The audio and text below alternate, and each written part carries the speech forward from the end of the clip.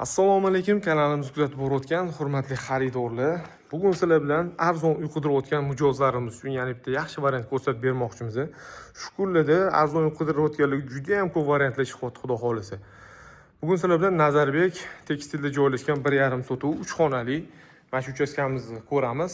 Uchastka $41,000 so'ralyapti.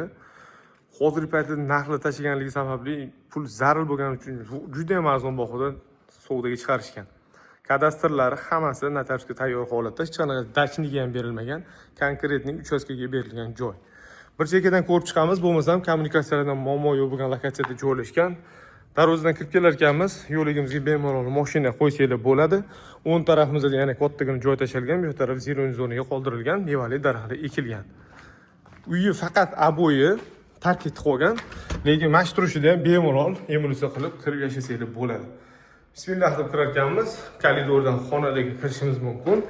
Chap qo'limizda taxminan bir 15 kishiga mo'ljallangan mehmonxonani ko'rsak bo'ladi. Radiatorlari qo'yilgan, ko'ryapsizlar. Shunda ko'chib kelib yashasa ham bo'ladi.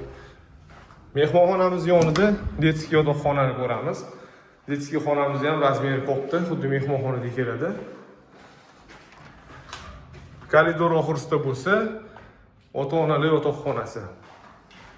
Bu tarafda mana orqa hovliga ham chiqsak bo'ladi, havo aylanishi uchun joy tashalgan.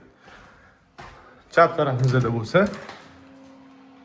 umumiy sanuzel xona, yonida bo'lsa, oshxona joylashgan.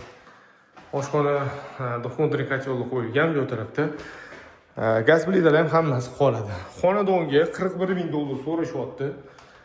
Savdolashsanglar, lekin pul zarur, lekin yana ham arzonroq barakani qilsanglar bo'ladi. Salomat bo'linglar, mana shunaqa arzon qidirayotgan tanishlarga tarqatib qo'yinglar.